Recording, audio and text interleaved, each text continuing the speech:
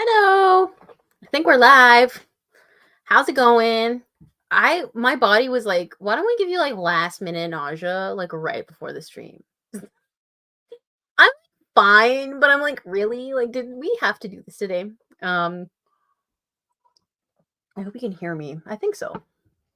There's 6 people here. Yay! Hi. It's been so long. I'm so excited to actually stream again because I hadn't done a stream in a while.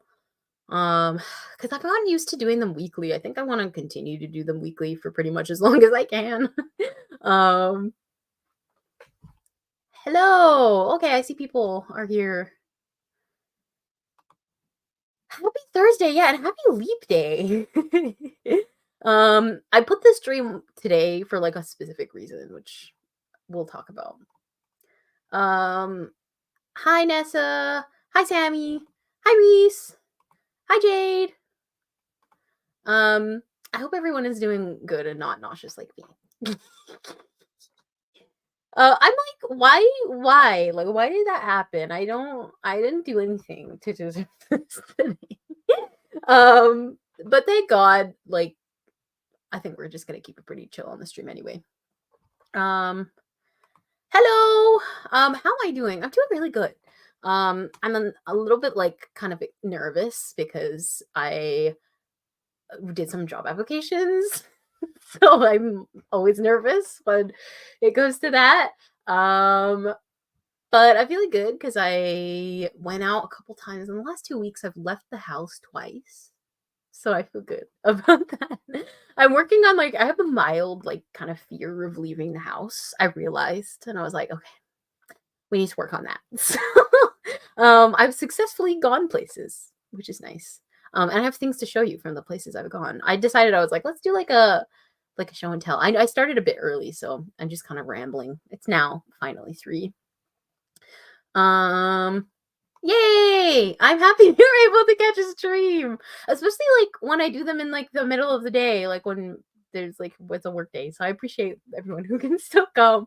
I need to do some later ones too. I keep saying that. But last night, this morning, I should say, I went to bed at 5 o'clock in the morning. I don't usually stay up very late. I think that's like probably the latest time I've been awake. Not in recent time, in the last couple months. Um, so I literally got 4 hours of sleep, which, like, you'd think it would impact me more, and I think it started to, but, like, it's not that bad. Like, I'm not never condone that, I'm not gonna do it again because, just yesterday, I got distracted because I was drawing, um, and it was 5 o'clock in the morning, so, um, let's see, I'm missing comments. Oh, okay, you're playing Tears of the Kingdom. Oh, is that a game? I've not heard of that. While watching the stream, what are you playing on? Like, I'm so bad at gaming. Sorry. Um, Best of luck with the applications. Proud of you for getting out there. Thank you. I know. I started tracking them, just kind of like how I track submissions. And we'll kind of see what happens. I'm really happy. I still have my kind of like freelance things that I do on the side and whatever in YouTube, so that's helpful in the meantime. Hi, Pia. Um, Hi, Muse. It's nice to see you. I recognize your profile picture. Don't worry. uh, can't stay because it's really late here and I have to sleep. Okay, well, thank you for coming. And yes, I will see if we write today. I want to write a little bit. But as I mentioned, I'm working off of 4 hours of sleep. I tried like to do because I'm working on a short story revisions right now. So I can continue with my collection.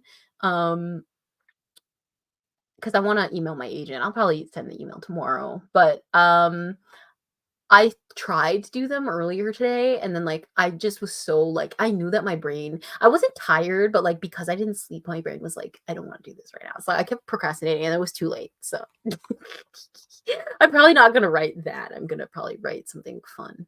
It's not that it's not fun. It's just like it takes more brain power and I don't have that right now.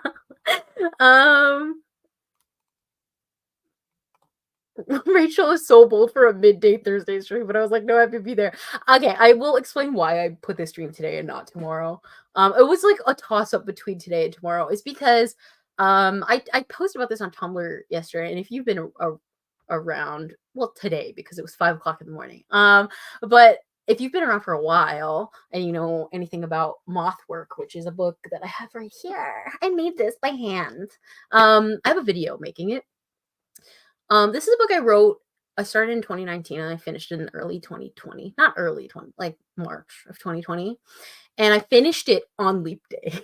So I'm a really like big fan of like anniversaries and celebrating like dates and whatever. I've always been like that, and then it's just been a thing or whatever. And so I haven't like been able to celebrate this day. And usually I don't celebrate like the day I finish books or whatever because like I don't usually remember. But the only reason I remember is because I have a note on my notes app. Like I guess I was so like emotionally impacted by finishing Mothwork that I was like, I need to make a note about it when I was 18. And so I did in my phone. So that's how I knew it. I finished it on the 29th. And at the time I was living in BC, so it was actually 2:34 in the morning when I finished it. So early in the out. Of course I had to stay up very late. Like I was like, I think that like me from 2020 like kind of predicted me staying up very late on like Leap Day because like I did that 4 years ago and I did that last night. So I was like, it's like a commemoration. That's how I'm trying to explain it because I'm kind of annoyed. I was like, why did I stay up so late? I was drawing Harrison, okay? I was having fun drawing Harrison. But anyways, so it's Mothwork Day to me. Like I missed the birthday of the book because for some reason that one's not as important because I started writing it technically, I think January 16th, 2019. But like I was writing it on and off. So what matters more to me was the day I finished it. So I was like, I've never been able to celebrate Mothwork Day because it's been 4 years. So now that it's the anniversary has come back, I'm talking in circles because like my brain is like it's catching up with me. Oh, it's a Zelda game. Oh, I wonder if my brother played it. Probably. He probably did. I probably watched him play it and didn't know. May only be for a bit. Got class in a few hours. I need to mentally prepare. That's real. We'll start writing probably later. So if you're only here for the beginning, I'm very sorry. I'm happy that you're here. Thank you for coming. Hello, hi. It's nice to see you. And thank you. Happy Mothwork Day. Yeah, I'm just so slow at catching up with all the comments. Yeah, it is Mothwork Day to me. So I'm excited because it's a big deal for me. Like this was an important book for me, and it started everything. And I am very like dramatic when it comes to like celebrating dates, but I think especially with things like that impacted me in my writing, like I'm even more dramatic about it. Like just wait for this year when it's like the Fostered birthday on October 2nd. We're gonna have such the 10 years. Like that's a 10-year-old. Like the whole book series is so old now.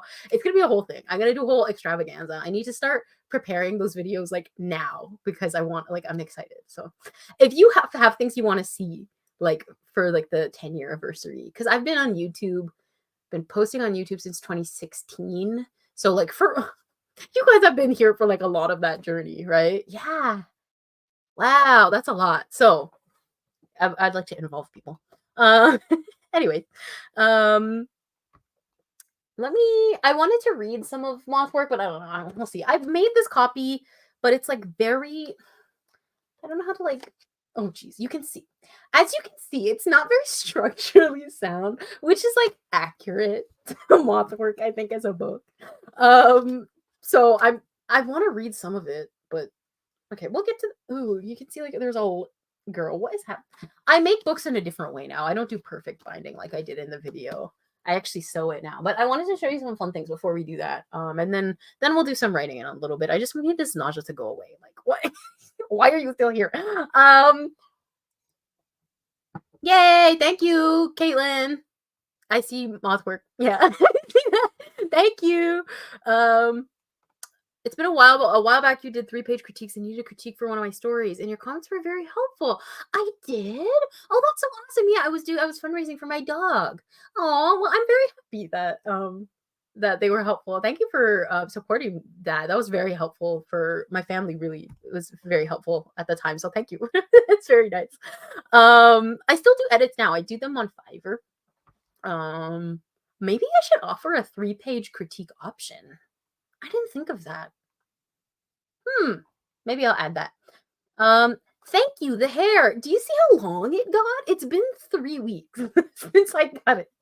I don't know if you remember what it looked like in the original stream, like when I streamed, because it was like right 2 days after I streamed when I got it cut, and now it's like, what on earth is happening? This is what I said in the last stream. I was like, my hair grows so fast. It looks like a Harrison's now. Which I'm not complaining. I think it's like the perfect length right now, but I know, like I have a vendetta against nausea too. I'm like, why? I don't usually feel nauseous, so I'm like, why? Why is this happening? And yes, thank you. Winston's doing very good. So thanks for everybody like who supported that. He's doing very well now. He's just upstairs chilling with people. He's a very social buddy, so he'll like follow you everywhere, which is cute. But I was mentioning at the beginning that I have been doing some like exposure trips, like to leave the house. So I wanted to show and tell. I had this planned, I think in the description. I want to show my records that I bought. I don't really like vinyl. I'm sorry. Like, I know that that's going to be like a really controversial thing to say. I don't really like vinyl all that much because I find it like, I know this is going to be so stupid, but like, it's like impractical for me to play. And obviously, like, you can make fun of me for saying that, but I do own vinyl. Like, I have the one from Julia Jacqueline, like right there or whatever, and I have a couple from Daughter.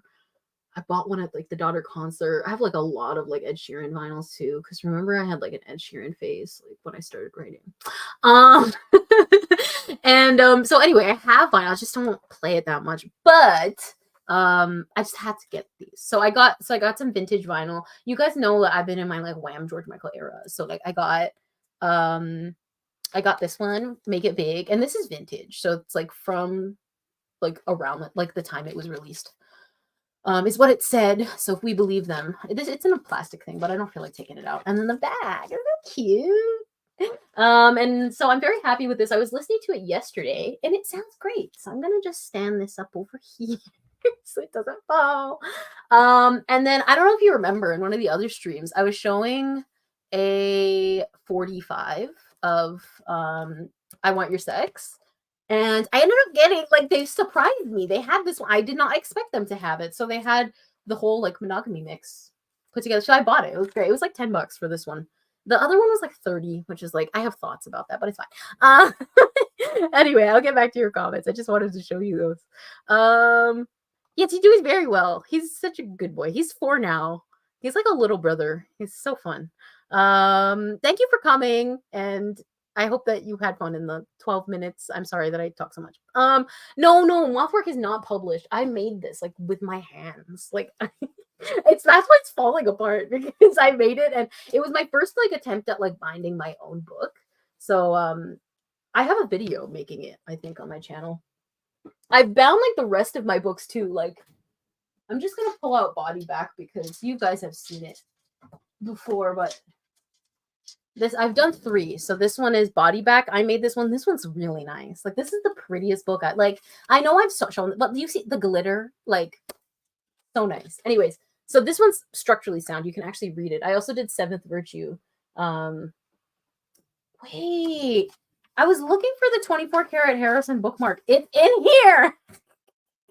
I was like, where did you go? Of course it was in Body Back. That is so funny. Okay, Haunted Forever by that man. I'm just gonna leave it in there. Close it forever. Leave that there. But yeah, so I used to like print them through print on demand companies, but it's kind of expensive to do that now. Like I find it like it's probably about like the last time I printed a book, it was probably like $20-25 for like the whole thing. But that was one book. And so I ended up buying a whole bunch of like book bindings. I've always had a lot of like crafting supplies anyways. And it was probably like $30 in total. And I've just been using those supplies for like several books. So that was cheaper for me, like to make them myself than to like outsource like print on demand. 24 karat Harrison, yeah, it's Harrison's day to me. I posted a whole thing about on this on Tumblr because I made art of him. I would show you, but I don't know how to screen share, and I'm nervous about, I don't know, messing up the screen share. But it's on Tumblr, I think, the art of Harrison that I made yesterday. because it's just like it's his day to me. I don't know. I think it's very nice to have a character who's been with me for so long. And like I know it's like 4 years, but it wasn't just 4 years of Harrison. I've been writing with him for 10 years. So it's just nice that I don't know. I have so many different anniversaries with him. It's cute. Um I was also when I went out for my exposure trips, I wanted to show you some DVDs because I've been getting into look at that. I've been getting back into physical media.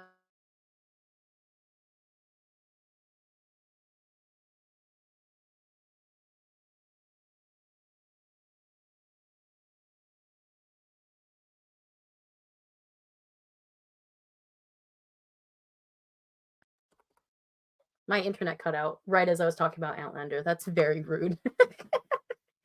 I hope that you can still hear me. Anyways, Outlander, The Outsiders. This is awesome because it's like a double-sided disc. Am I back? Am I back? I'm seeing the chat is still saying I've crashed, but I hope that I'm back. No, it was my internet. Like I said, the modem is right there. I don't know why my internet always crashes. Maybe it's because I live in the basement. But the modem is right there. I don't know why. It's like, why is it like that? I got Music and Lyrics, which is a really dumb movie. It's terrible. It's a very bad movie, but I loved it when I watched it with Hugh Grant. It's like a Wham parody. Like to me, like I think it is. And it has like a ticket, a movie ticket from 2007 on the inside. I find stuff like that really cool. So anyway, I wanted to show you those, and I have a couple more. What else did I get? I really need to stop purchasing things though. I got 2 weeks notice, which is the one that started a couple weeks ago. I did like a huge like um Hugh Grant marathon with my mom, and it was because she put this one on, and it started a whole thing for me. More Outlander. Oh my gosh. 4 Weddings and a Funeral. Which I don't like this movie that much, but I was like, Hugh Grant's face. I spent $5.99 to get a piece of plastic with Hugh Grant's face on it. Okay. Anyways, so that's just the things that I wanted to show you. I'm done showing you things now. Thank you for everyone confirming that I'm back. I did see you. Thank you. I appreciate it. Hopefully it does. If it crashes, you know why. The modem hates me, I guess. My partner wants to one day bind our insane Hunger Games AU fanfic. I recommend. It's actually much easier than I thought. Like, I know like TikTok is like very annoying, but like there's a lot of good resources. I don't use TikTok. I only use TikTok like when I post every 3 months on there or whatever. But it's very helpful. Like the bookbinding community on there, like there's an entire playlist. I can't remember the creator, where they're like bookbind, and that one was very, very helpful for me. So I recommend. It's actually, yeah, like I said, it's easier than I thought. Hugh Grant, right? Like I started this whole thing. I've watched most of Hugh Grant's movies now. Like I'm not kidding. Like in one weekend, I think we watched 5. Yeah, I don't know. It was a lot. It's a lot.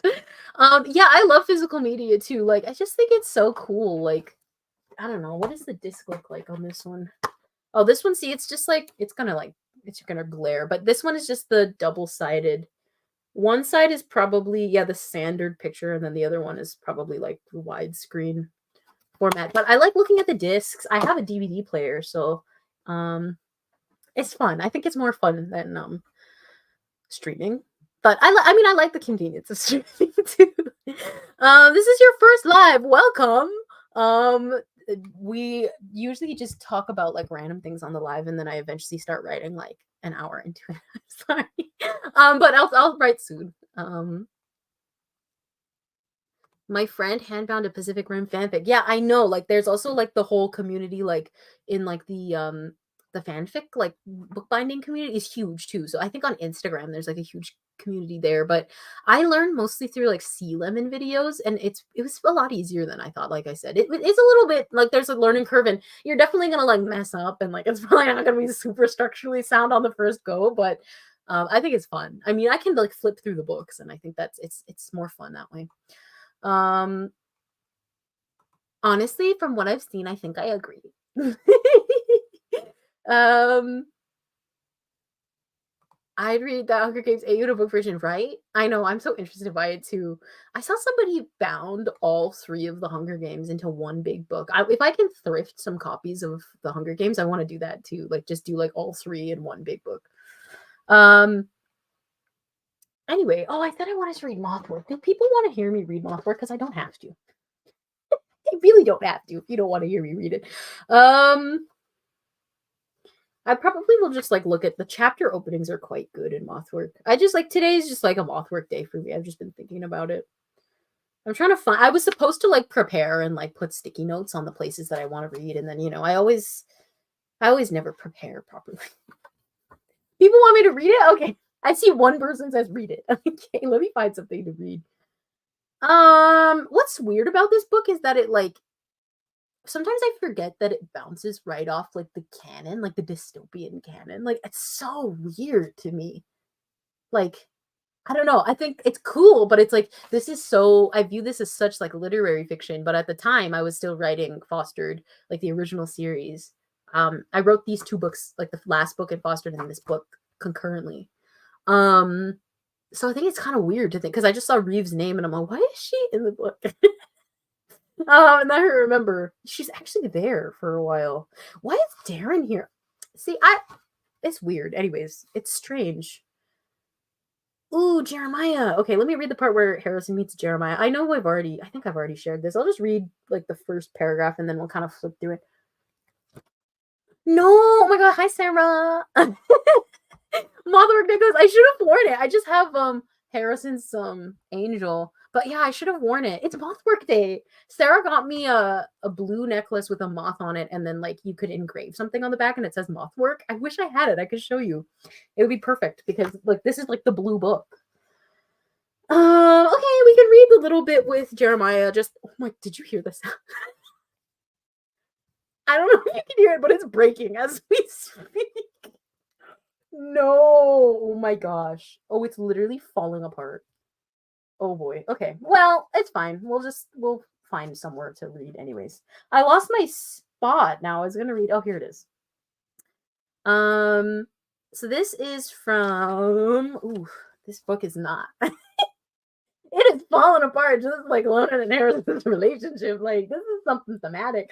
This is from chapter 4, which is Animal Instinct. I wrote this I don't know when. Probably in the summer.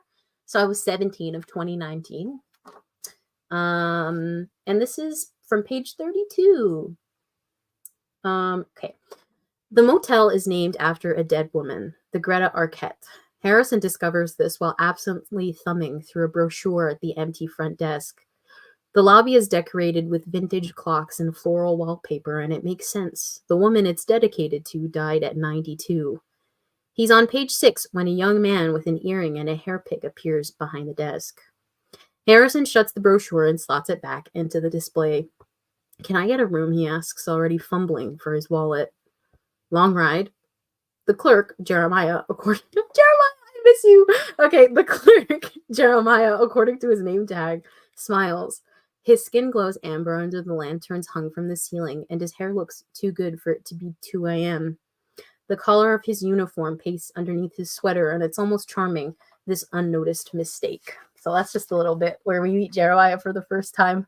Hi, Margaret. Thank you. We're celebrating the book I finished on Leap Day of 2020 for the first time. So it's like the one time I can celebrate the anniversary before it's 4 years from now. So that's what we're doing right now. Hi, Charlotte. Thank you for coming.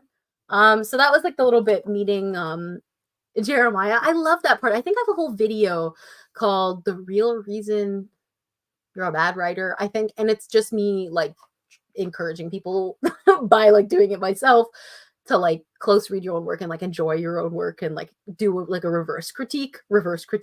I think all critiques should include positive feedback anyway, but just for the sake of calling it something, where all I did was point out the things I liked. And so I did that for this scene, I think. And I think it's really cool because in Changing States, I wrote this in 2019. But in Changing States, which I started this year in late July, I wrote a scene probably in September or October where Jeremiah has the same thing happen to him. Like, and he mimics the dialogue. So I think that was a fun part. So like I think it's cool that like I could use at 22, I think is when I wrote that scene, because that's my age now. I could like pull on like something that I wrote when I was 17. I think it's cute. No, an errand to run. Well, good luck with your errand. Thanks for listening to me talk. Little did he know the trauma he would go through, that poor man. I know this is the first time they meet. I want to see if I can find the rest of, like, I'm gonna read from Dead Disco too. I'm gonna go find an excerpt of Jeremiah. I'm sorry. I will probably stream next week. I'll schedule something probably for Friday, like I typically do, because I kind of like the Friday slot. But thanks for coming. Let me find chapter 5 where this book is not falling apart. Do you see the girl? This is not readable. Like, this should just be for decoration only. Let me see if I can find. There's like this. Oh, was it? No, I don't think it was that scene I close read. It was a different scene with Jeremiah. I love how I remember my videos. It was a different scene I close read with Jeremiah, I think. Actually, I can't remember. To be honest, I have no idea. Someone's gonna have to tell me. Anyways, let me see if I can find. This is a description of Jeremiah's apartment. Let me just scan it first to make sure that I actually want to read it. Okay, I'll just read the first paragraph. We're all on the alphabet carpet right now. Yeah, but that's so sweet. I think, and now I'm reading like, instead of like fun stories, like sad literary fiction about like upset men. Your videos are iconic, of course you'll remember. I have no memory for my videos. I feel terrible. That video I made last year, and I have no idea. It was one excerpt of Jeremiah. Someone's gonna have to tell me. So this is the first time we get to Jeremiah's apartment. It's one of my favorite paragraphs, I think, that I've written. From chapter 5, which is called Dead Disco, and you'll see why with the first sentence. Disco isn't dead, it's all an illusion. This is what Jeremiah says when Harrison asks why he has a disco ball hanging from his popcorn ceiling. His apartment is small and decorated like it's Paris, broad windows, a dozen mason jars of propagated ivy. Harrison sits on a bar stool at the counter. His head has stopped pounding because Jeremiah gave him ibuprofen and a vat of hard candies to suck on. He currently mixes him a cocktail behind his kitchen island, and it's blue like Lunan's eyes, so Harrison drinks it without looking. Whoo, that was good. So good. So some like back, because you're on the stream, you can hear backstory that I don't think I've mentioned before. The only reason like Jeremiah has like the whole disco aesthetic is because it's me. Like, I will take the credit on that. Because I don't know if you remember the old room. I have a disco ball in there. It's now my sister's room, so she still has it in there hanging up. But I remember when I was like 16, I went to the thrift store and there was like a disco ball sitting there, and I bought it. And it was like from the dollar store, so I could have gotten it much cheaper, I think. But whatever. It was like one of the smaller ones. It's not as big as this one. And so that was the, like, you're welcome, Jeremiah. Like, I gave him the most iconic aesthetic because, you know, it's mine. You like that description because we like explore like Jeremiah's apartment in Body Bag, which, if you don't know what projects I'm talking about, I have videos on my channel and like things on Tumblr talking about all of these. But I think it's cool too because the hard candy thing with Harrison and headaches, that also comes back in Body Bag. I don't think I did that on purpose. No, I didn't. That's crazy. Anyway, again, like pulling on details, I think that's kind of cool. Oh my gosh, hello. Thank you for coming. We're just reading from Mothwork because today is the 1 year anniversary of finishing it, because I finished it on Leap Day of 2020. So this is the first time I can kind of celebrate finishing it. So we were just reading from it. I think I'll read like one more and then we can like move on. Should we like find something in Lonan's point of view? Oh, he has such interesting dialogue. Let's just read the first paragraph of his first chapter. And this is cool because I'd never written in his point of view before. And I remember where I was when I wrote this opening. Like, before my parents like renovated our kitchen, I was sitting at the table and it was like sunny and it was like the mid-afternoon, and I was writing this paragraph from chapter 6, which is called Holy Queen, which is like a play off of I think it's a Catholic prayer called Hail Holy Queen, which is one that I heard a lot growing up. So this is a lot of you would probably be familiar with this if you've been following the project for a while, because I think I've shared this a couple times. But this is the first time I ever wrote with him, which is cute in his point of view. Lonan's heartbeat and the church bell gong in a staccato so identical, he doesn't notice he's walked an hour and a half away from the motel. He doesn't remember why he's walking or when he started, doesn't remember the last time he slept or his mother's maiden name. He doesn't remember when it started to rain or what rain really is or what the cycle of precipitation looks like or which stage he's currently in. He doesn't remember how many sisters he has or the difference between astronomy and astrology. He only remembers the sequence of how to pray the rosary. 10 Hail Marys, 1 Our Father, Hail Mary, Our Father, Hail Mary, Our Father. This is what guides him to the cathedral. Lonan isn't Catholic anymore. He maybe never was. He can't even remember this, but he knows he's a sinner. God will never let him into heaven. Mothwork, lady, done one girl. We're gonna leave it there. that was intense. But yeah, that was like one of the times like the project kind of took a life of its own because he was not supposed to have a point of view. He does that all the time. Like I forgot he had a point of view. I'm so used to Seventh Virtue, Sarah says. Yeah, I forgot he had a point of view too, because like, and I forgot that like he was an important character. I'm used to him not being there, you know? Lonan, my angsty boy, yeah. That's where it all started. I was nice to see his point of view because like that kind of like made him like my favorite. And then like he's not my favorite anymore, but he was. He was for a really long time. And like we felt very close together because I was talking about this on Tumblr. Like the book was very personal, like to me, like, and I needed a space to explore certain things. And so Lonan really was that space. So I'm just very happy to like celebrate today because I didn't really think I was like Mothwork wasn't supposed to be a novel. It was supposed to be a short story. And then I thought maybe I can like make it like 10,000 words.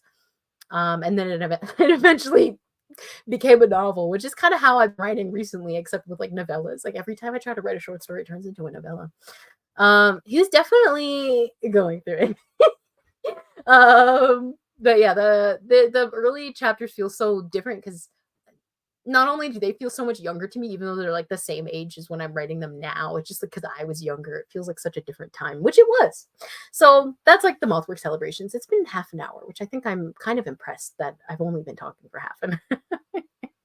I think we can maybe do some writing if you want to get prepped. We'll start in a little bit.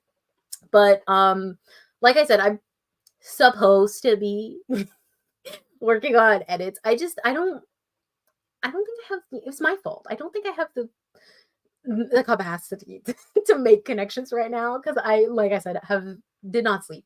So I think I'm gonna write Sunless Ground. But what's really funny about Sunless Ground is I've kind of abandoned Harrison's point of view right now because I don't want to write his chapter. I'm also very curious what everyone's working on. Let's talk about that while I continue to so put your info in the chat. But I wrote like I ended up introducing who's going to be his new love interest because Lonan and Harrison break up in Seventh Virtue or Sunless Ground. They're always broken up. But they break up again in Sunless Ground, typical behavior. And so Harrison ends up getting a new love interest, which was like kind of not I did not plan that like originally. But I introduced him, but I'm like lazy to write it because like I have to like characterize somebody like it's a new character. And like because like I'm talking about Callahan, because Callahan has been a character in my head for several months, I'm like, I kind of like know you already. Like I don't need to get to know you in narrative, so I'm like very lazy to do it. So I wrote like 2,800 words or so of his chapter 2.5 weeks ago. I don't know. And then instead of continuing the chapter, because I left off in the middle of it, I jumped back into Reeve's point of view. I wrote like a 5,000 or 6,000 word chapter, and now I'm just going to continue writing in her point of view because I do not want to write his point of view right now. I don't usually do that. I'm quite linear of a writer, which is just why I'm mentioning it because I think it's kind of funny. I just abandoned him there. I'm like, you can have fun. I don't know. I don't want to do it right now. It's also because like I'm writing with Harrison in Lost Gods, and I write Lost Gods on my phone or like in my notebook or whatever. And I just don't feel like I'm like, I deal with you every day. Okay. Like I'm done. Okay. So that's what I'm working on. Charlotte says, I'm doing world building and background for a light fantasy novel that I never expected for myself. Ooh, Litvic has been my life. Ooh, that's so cool. Light fantasy. That's so intriguing to me. Especially like as a literary fiction writer who is also like now writing a little bit of genre fiction. I think that's so cool.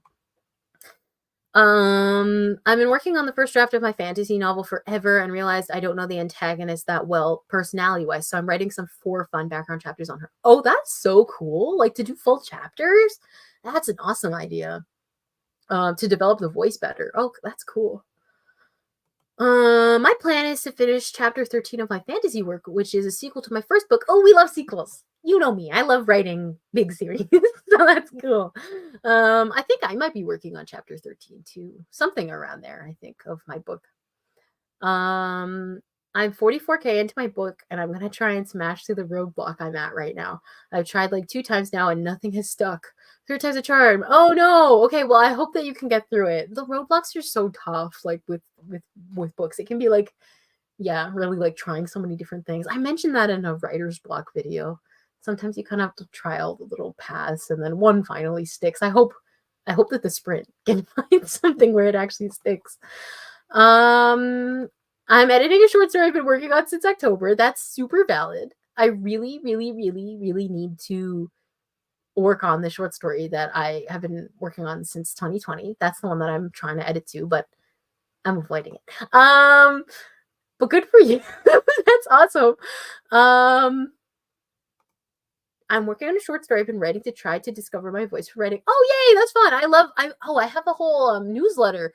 I said I was going to post it on Monday and then like I got very like behind with everything. But it's about like style and voice. So I don't know if you guys know I started a newsletter. I think I have like 83 subscribers so far, which is a lot. That's a lot more than I thought. So if you haven't subscribed, it's called Rachel Writes a Newsletter on Substack. I don't think I have a link.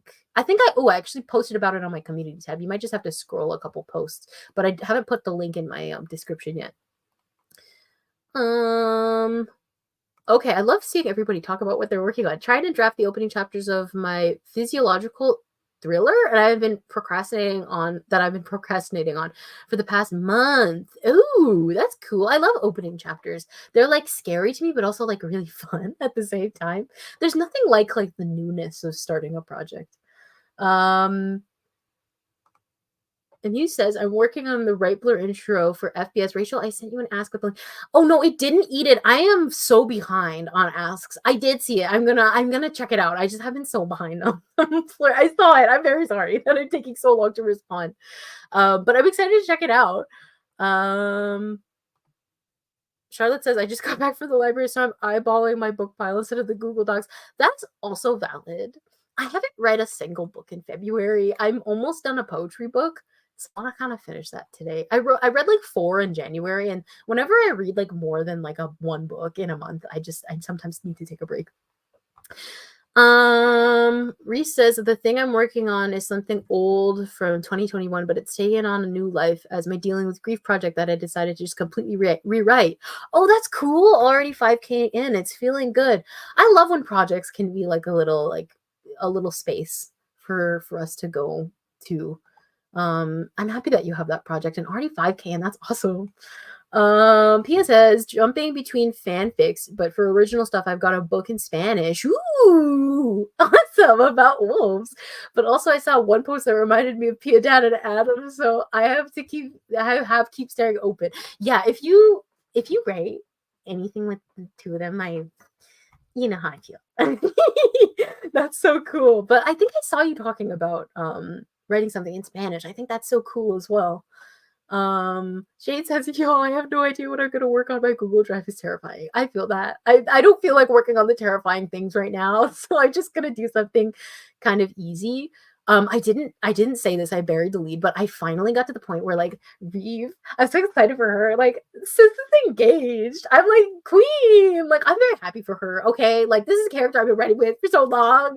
And to see her like genuinely happy about something, I'm like, yes, we need that energy. Am I gonna like ruin it immediately after the end of a chapter by like throwing a whole bunch of conflict at the book? Yeah. That's how I've been structuring the Sunless Ground chapters. I've noticed that like something big happens in every chapter, which I'm not complaining. I'm very behind on these comments. I'm trying to catch up. I'm sorry. Hello, thank you for being here, Dalton. I'm so glad I could catch these writing sprints live. I've been far too busy with work and need to gather some discipline to rebuild a writing routine. Well, I'm happy that you're here. We're gonna start in a second. We were like reading and talking about vinyl and movies.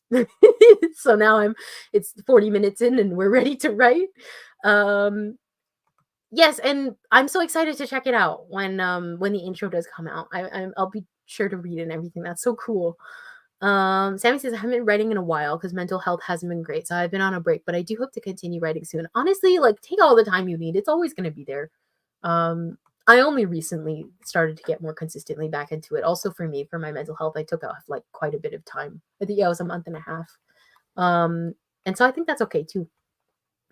Um Caitlin says, I'm working on my creative writing dissertation. Ooh, cool. And I've tried to do it multiple times. It just doesn't work and I'm very much stressed. Oh, I get that. Like writing in the context of like doing something for school can just kind of be a bit harder. Um, I wish you all the best with it because I remember what that was like. I didn't have to do a dissertation. Um, but I know like even like doing like story like submitting stories for a workshop was like quite nerve-wracking.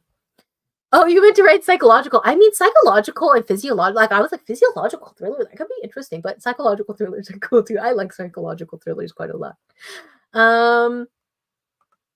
Pia says, despite it being my mother tongue, I'm so bad at writing in Spanish, so I'm working through the growing pains. Well, I think that's so cool that you're trying something. I think that's awesome.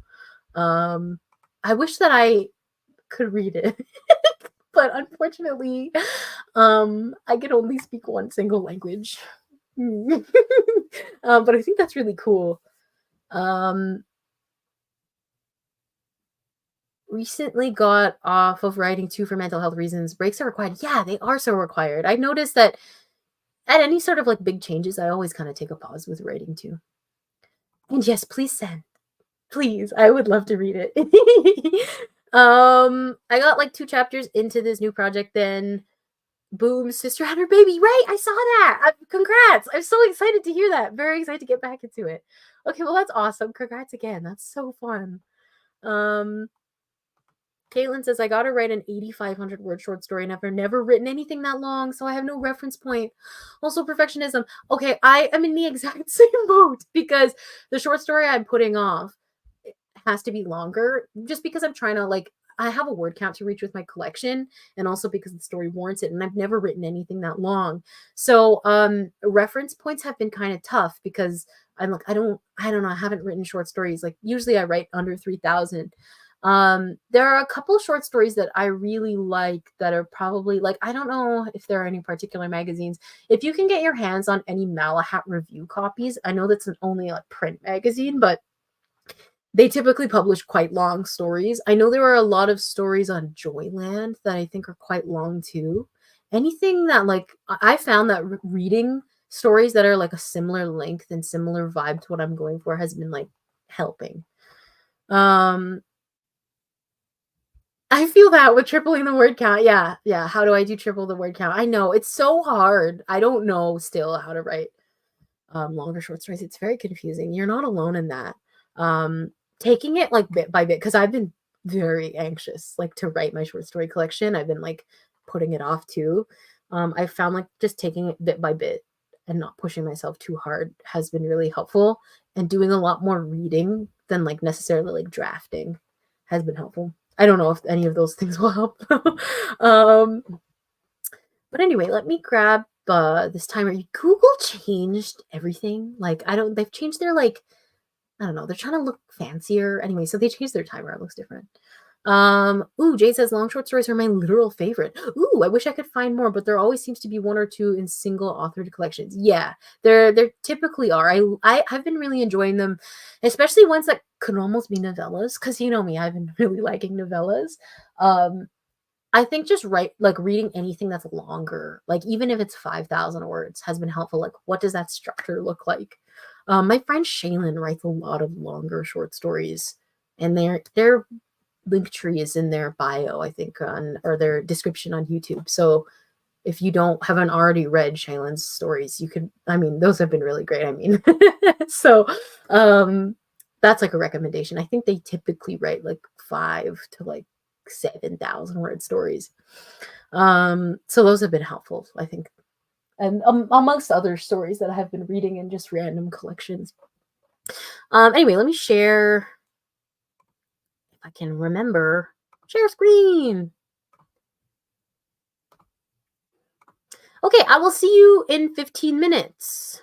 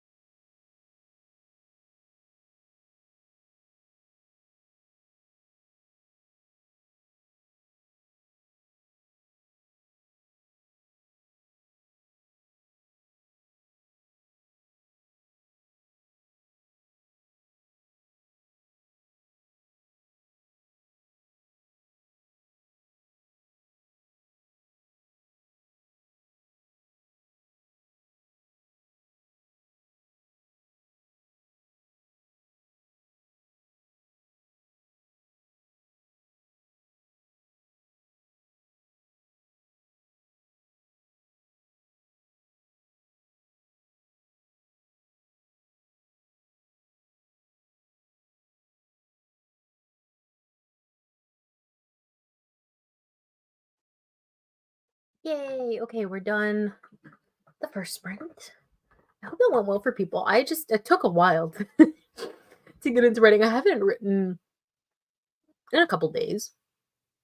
I have granola bar all up on my teeth. It's not gonna go away. But I haven't written in a while, so I don't even know how much I wrote here. It's like a paragraph. I didn't write much. 238 words. That's fine. I took like the first little bit just sitting and not doing much. That's okay. But that's okay because I think the manuscript I turned off word count, right? So I haven't really been checking. Why is this book so long? It's 86,000 words. Wow. Nearly 87,000 words. Why is that so long? How did that happen? Me being like, is the pacing too slow? It has been 86,000 words. I think it's fine for the plot to start happening now. Wrote like 2 small paragraphs. Okay, that's awesome. That's basically what I did too. It was like 1 and then a little baby one. Didn't write at all. That's okay. I understand. And writer's block does suck. I'm sorry. I hope that things sort of like click in place soon. Sometimes you just take time, you know? Um, oh, even though you were taking a break, you wrote 2 small paragraphs. Oh, that's awesome. That's great. Yeah. 2 small paragraphs is basically kind of like my goal with writing lately, just because I haven't been. There was like last week or something, I was like really on a roll with some of this ground, but like I've just kind of like slowed down a little bit, which is fine. So I've just been writing like either in my notebook or um on my notes app, just like a paragraph or two, and it's like a fun goal to be honest. um Scholarly Coffee says 303 words, which isn't terrible considering I'm writing at work in between customers. That's amazing. That's awesome. Charlotte wrote 250 words on a main character's background, and I'll take it. Yeah, no, that's great. Jessa wrote 230 words, the most I've written in a while. Yeah, honestly, okay, we are all like in the same like word count range, and I think that's awesome for all of us. Rylan says, I'm not sure if I'm for sure through my block, but I wrote 150 words. Okay, that's awesome. 150 words. Those are 150 words you did not have before. Decided to just skip forward half a chapter. We'll see if that helps. Yeah, that's like what I did. I was like, I don't feel like writing this particular thing in chronological order. And I know how to write it like without that information. So that's a valid way to write too. 103 words, but my wife is watching a movie with me in the room, so I keep getting distracted. Okay, 103 words while like a movie is playing. That's awesome. Me writing less than a paragraph and a few lines of dialogue because perfectionism. Ugh, I feel that too. I've been meaning to post. I did a seminar couple last year actually. Wow, a year ago about perfectionism with Daniel from who does the summits. That I've sort of posted on here ever so often, and I've been meaning to post it because it's about perfectionism and sort of like how like I sort of helped myself sort of get away from perfectionism. Well, not perfectly, but I've been meaning to post it because it's been sitting there for a year. So yeah, I need to post that soon. But hopefully that would help too because it was kind of like me trying to think of like everything that I did and that I kind of continue to actively do because I also struggle with perfectionism. Um, okay, this is so good. I love we're getting excerpts. I trust the both of you won't hurt me, I say as the air loosens its grip on my chest, then my shoulders. I kind of like this, which is what I somewhat wrote. Yeah, that's great. That's awesome. I love that dialogue. There's so much tension there.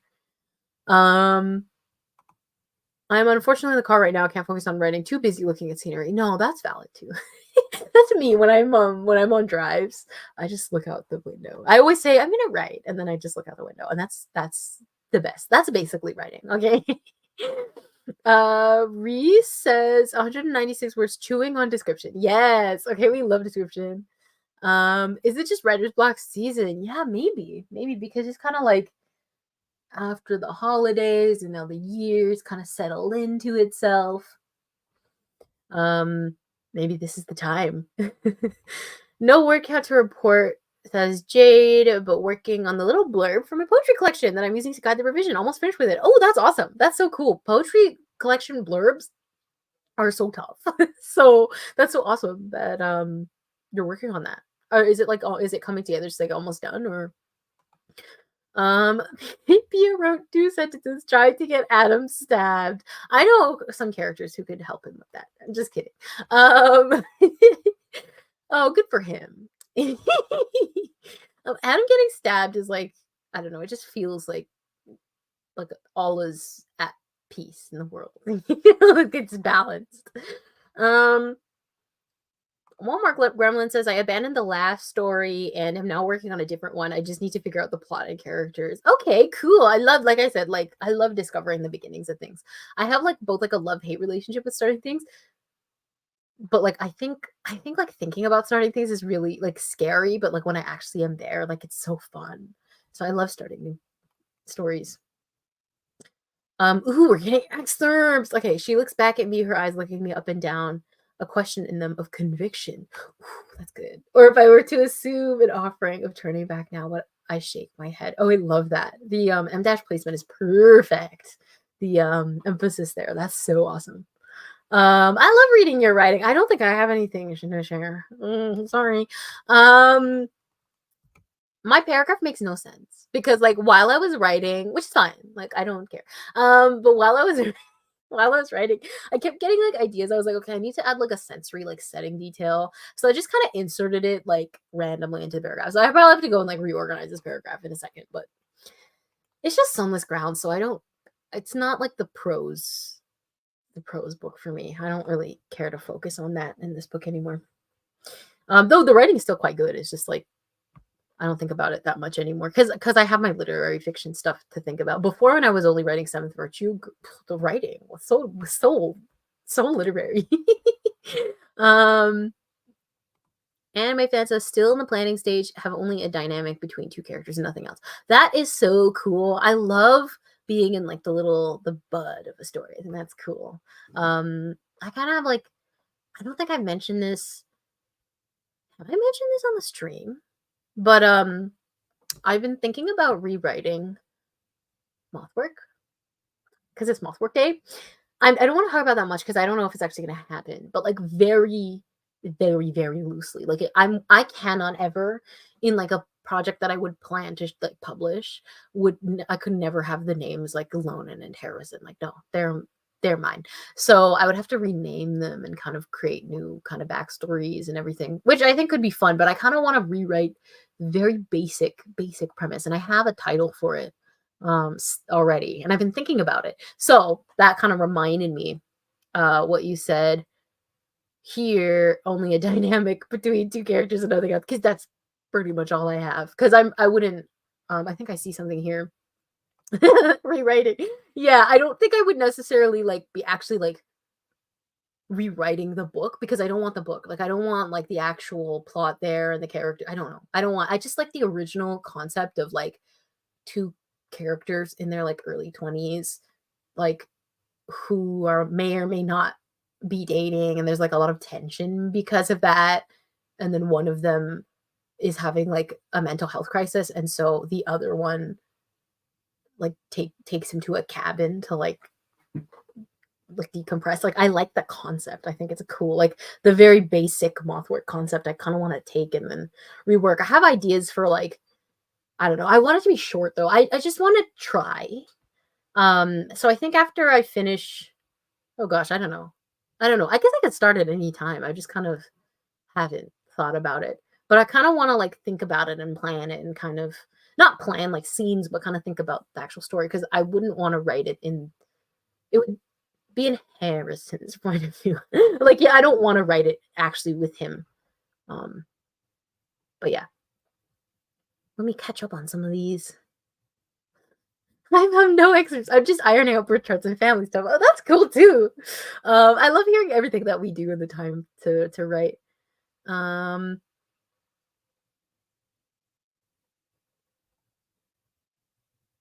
let me see. I see a comment. Sorry, I was like, I'm just trying to like see all the comments. I feel sorry that I'm missing all of them. But I have this one from Pia. This is so cool. Okay, yay! I'm so excited. Pia dad killed all their dream things in the bathroom. The mess was easier to clean. Love. Already love. Oh my gosh. I am so like a fan. Okay. Adam tried the switch, but all he got was a sputtering light bulb and then nothing. He left the door open. Oh, it's so good. It's so good. It's like 3 sentences and I'm so excited. That's awesome. I love the concept of like killing them in the bathroom because it's easier to clean up. Like that is like slay. Honestly, I respect them so much for that. Walmart Gremlin says, so far I have the plot of a shape-shifting 15-year-old named Mike. He meets a love interest who I haven't figured out yet, and then he goes on quest. Oh, that's cool. Oh, that's cool. I like that. The quest that will change his life and possibly kill off his family. Oh, it gets even cooler. I love these comments about the Mothwork rewrite. Yeah. I think I don't know. I was thinking about it because I have a very complicated relationship with publication, I think. And kind of like it's been a big thing like that's caused me a lot of like distress like over the last couple months. I don't know because sometimes I'm like I don't know if I don't want to publish something because I don't want to or if it's also because like I'm like nervous to anxious to do it. I just haven't written a book that like for like outside of the Foster series, like just for myself. Because like there's no possible way like I would ever take this book and send this to like an agent. Like I remember talking to my prof and he was like, oh, out of like the many books you've written, is there like are there any that like you would publish? And I was like, there are two, but like I'm not gonna publish them. Not that I don't think these are readable. I'm sure they are. It just doesn't feel that way to me.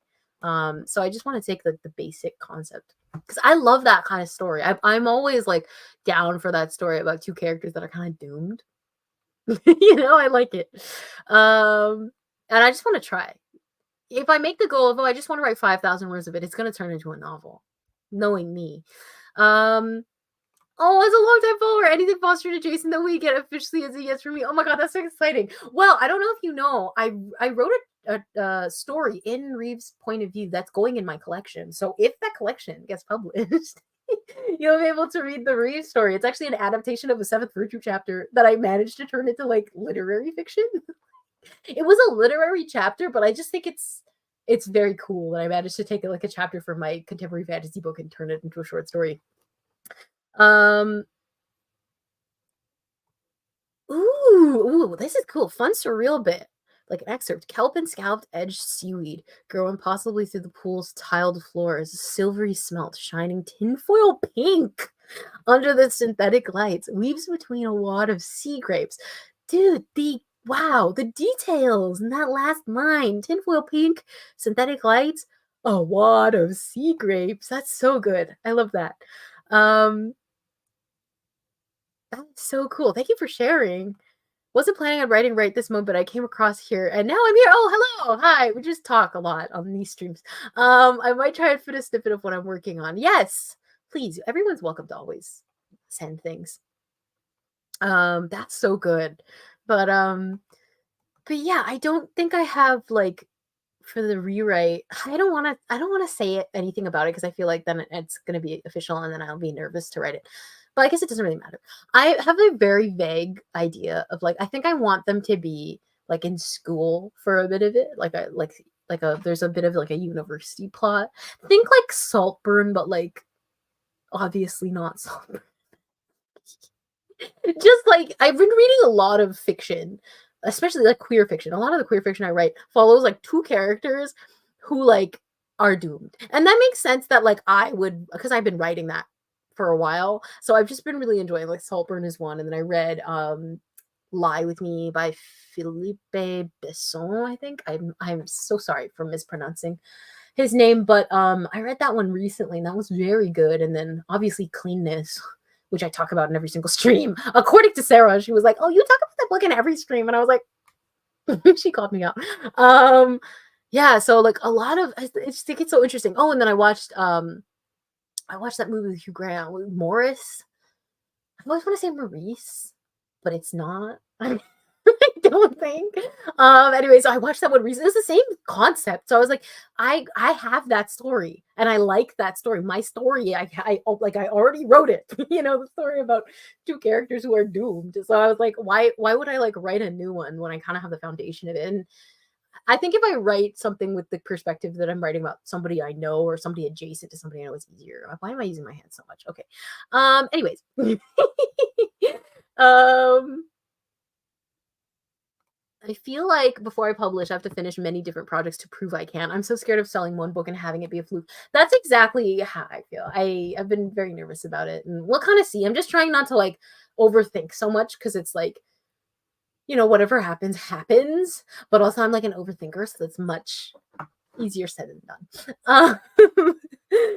Jade is rewriting projects to make new things of them is always so good to me. Yeah, I think the idea kind of, I don't know, I thought of it because I was like, well, that's what I've been doing the last year. Like I took the nugget of ideas from like Mothwork, and obviously it's not a rewrite, they were like sequels, but I never thought I would write in the Mothwork universe ever again when I finished Tweeting Habits. I never thought that.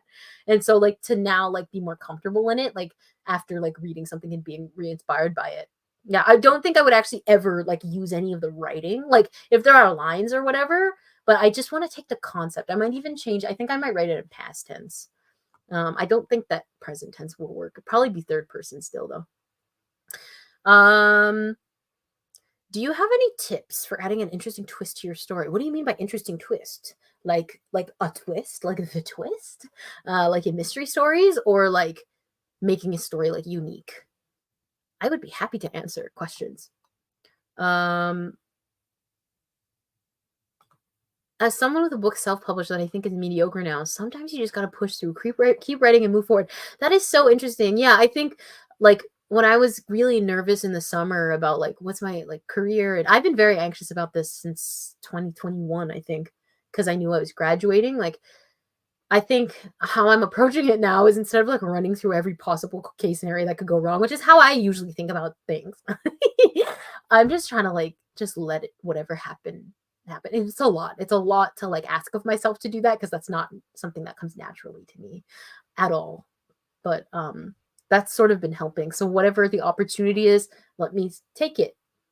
There's an exit clause to pretty much every opportunity. So if I ended up not liking it or I end up not knowing if I even want to write ever again, I don't have to be stuck there, right? So that's kind of what's been helping me. I don't know. Do constantly want to go back and rewrite it, but if I did that, I'd never make any of the stories I want to make. Yeah, that's interesting. It's another thought too.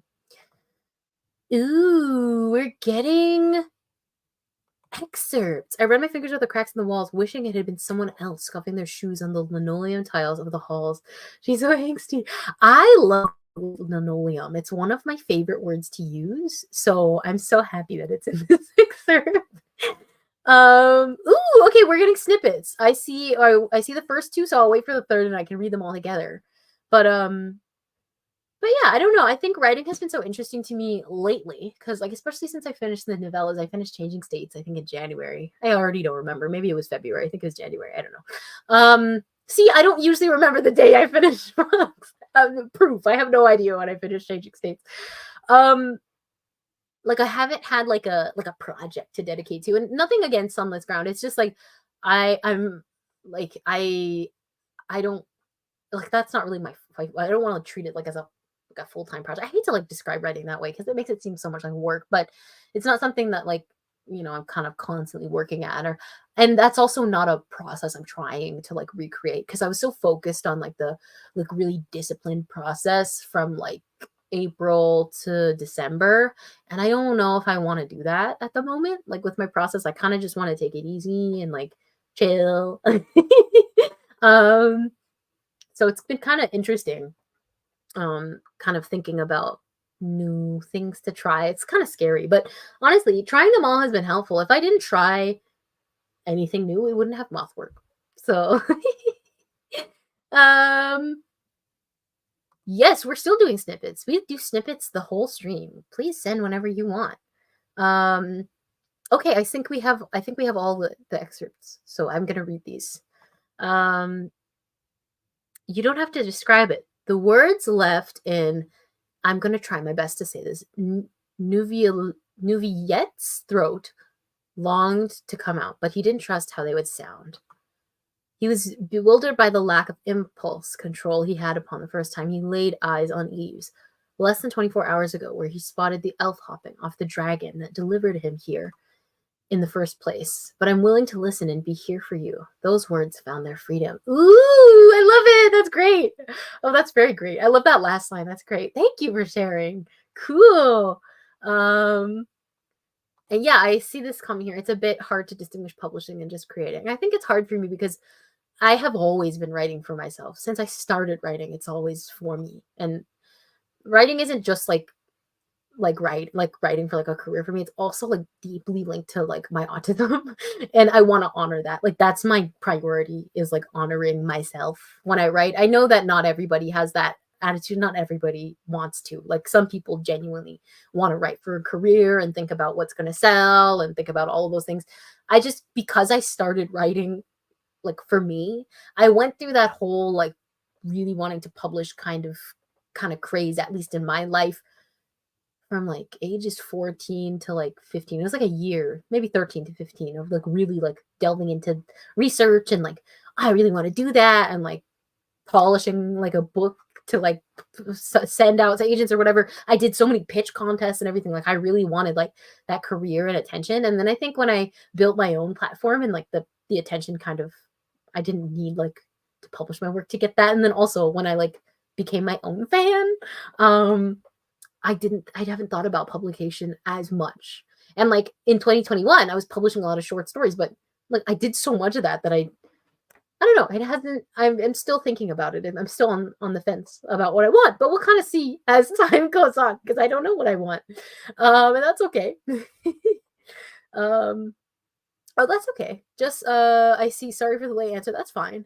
Just something to make it unique. Oh, okay, cool. That's what I figured it would have been. Like, is there a trait I can add to a certain character or something? I think you are always going to make a story unique. I know this is going to sound very like, of course you would say that, but I wouldn't worry about like how can I make this different, because everybody writes differently because we're all different people. And so like if there's something particular that you like, that's fine. Like I really liked like originally like experimenting on like the line level, like with like psychic distance with the characters or whatever. And that was kind of like my signature for a while, especially writing in like Lonen's point of view. But I haven't like worried about that so much like since, because it's like everything that you do is gonna create something unique kind of automatically. I wouldn't worry about it. Like there's not like there's not a formula to like, okay, like make a character this way and like your story will be unique. It's just unique because it exists.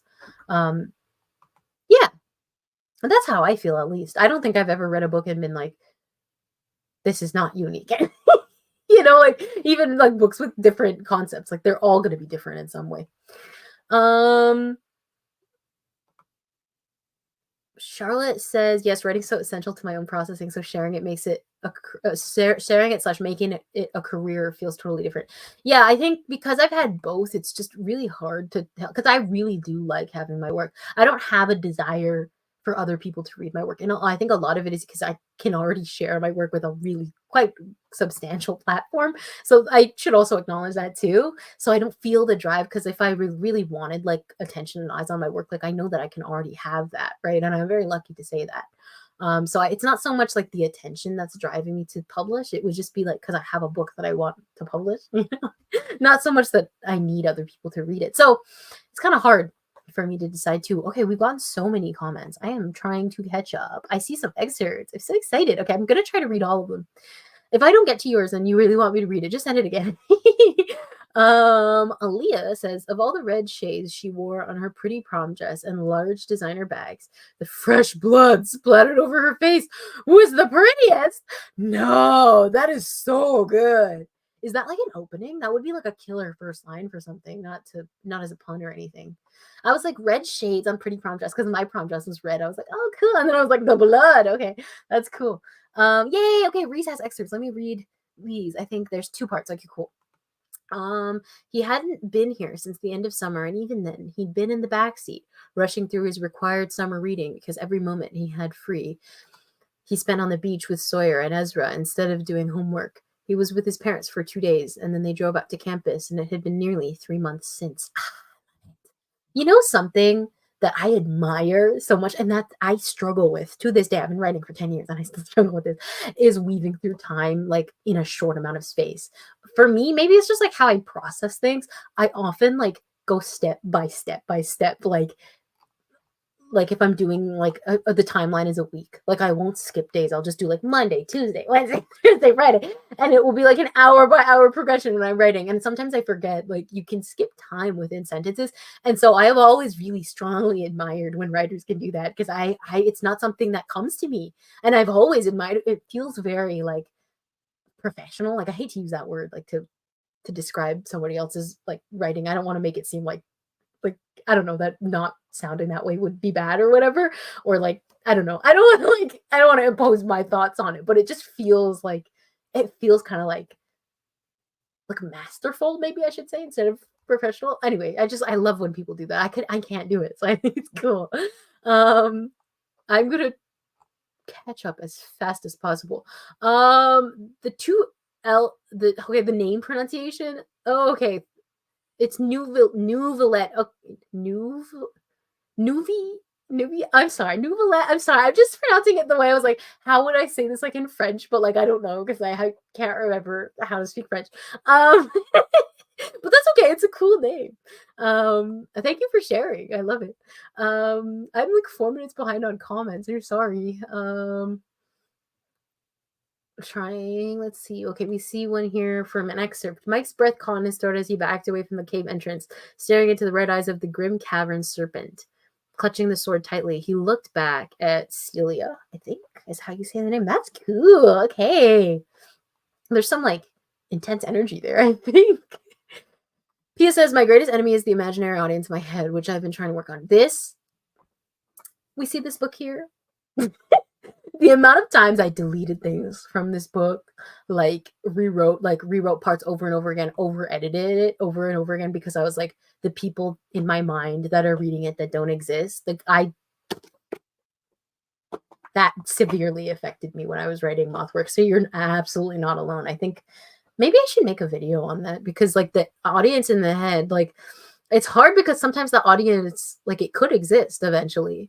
I think it's just like becoming to a point of acceptance where like it doesn't matter what somebody else would think, and that took forever, and it's still impacts me. I don't know if I've mentioned this, but with permission from like in every workshop, when I was in school, I submitted stories that I'd previously written. I always ran that by my profs first. You should always do that if you're in school. Run it by them first. So stories that I had like prepped or whatever, because it was very, very nerve-wracking for me to write a story knowing other people were going to read it, and I couldn't write under the circumstances like that. It really impacts me too. Sammy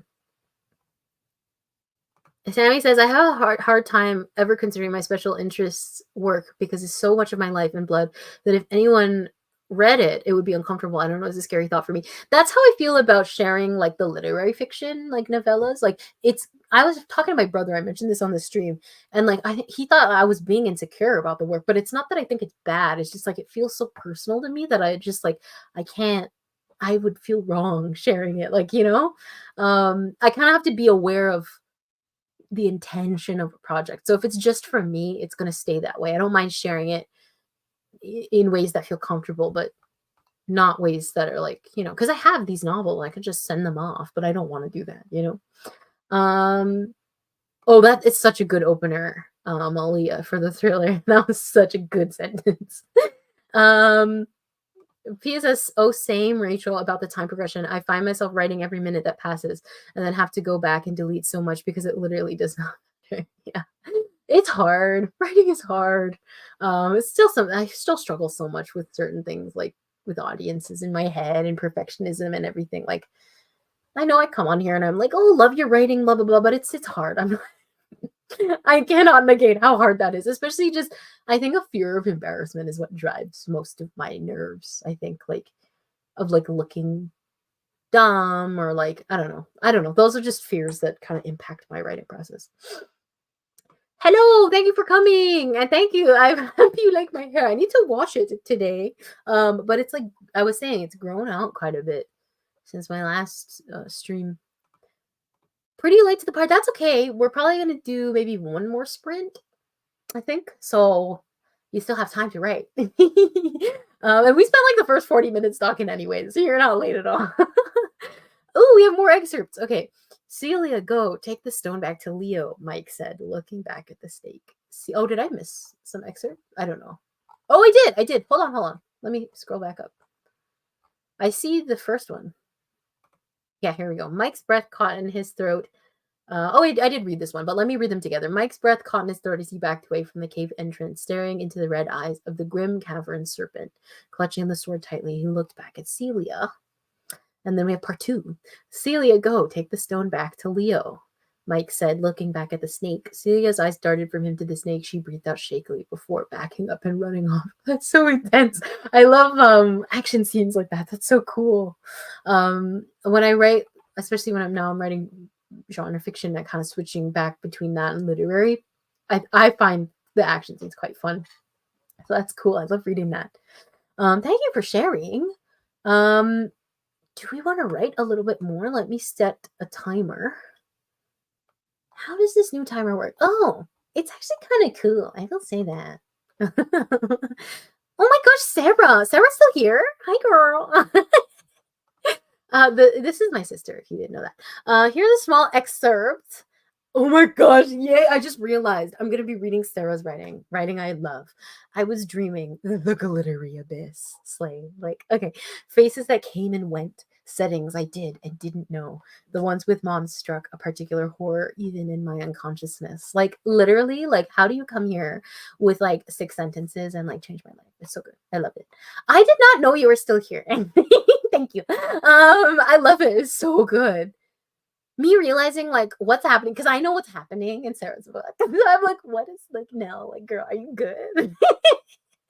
um, that's a great name. Yay! um, right? That was so good. Sarah's book is so good. Like, it's literally like the best written genre fiction I've ever read in my entire life. It's so good. I feel very lucky to read it. I'm very happy that she's writing it. Okay, let's do a little more writing. I'm gonna set the timer here. Present. And hopefully I can kind of get through a little bit more. I don't know. We'll see. I kind of want to, I don't know. Never mind. I have no idea what I'm doing. Okay, share screen. We'll do 15 more minutes. Okay, see you then.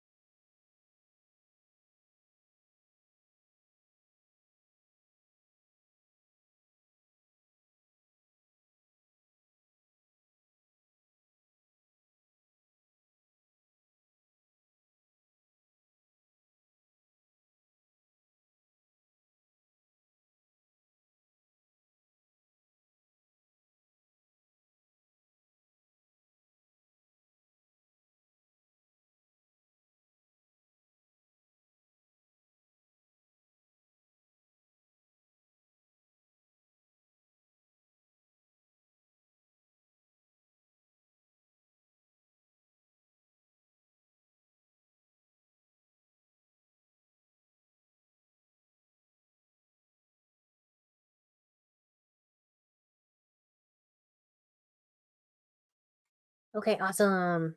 That was the end of Sprint 2. And I didn't really do what I was supposed to do, and I'm kind of pleased that I didn't.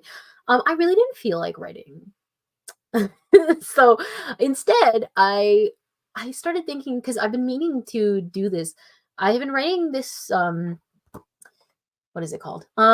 This story that's really probably going to be a novella called Lost Gods, which I've mentioned a couple times on here. I just haven't officially really talked about it on YouTube, like in a video or anything. But I have been writing it like in random places since like the beginning of the year. It's kind of like it was like a thing that I started um at the end of the year, like when I finished changing states, like remember I was saying I had that kind of like intense sort of writing routine or whatever.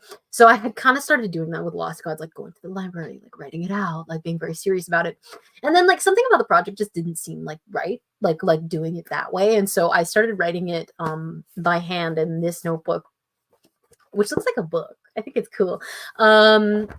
And then I started writing it in my notes app, and I found that like way more successful at writing this particular story because it's just supposed to be like a disjointed. Like it's about, I can't remember what the log line is, but it's like he's let me find it because it's actually kind of funny to me, which I find humor in making fun of Harrison. I'm not saying that it's right. It's not actually funny. I wrote the log line. I think I posted it somewhere. I just can't remember. Anyways, so let me find it. Why is my notes being laggy? We have a question to answer, by the way, while I wait. If I ever wait, you know what? I don't feel like waiting for you, iCloud notes. Okay. It's basically like after like feeling like two breakups, like Harrison is left alone in New York City for a week. When his mom like leaves or whatever. And so he just, I don't know, whatever he does. He does a whole bunch of things that he probably shouldn't do. Oh, here it is. It loaded.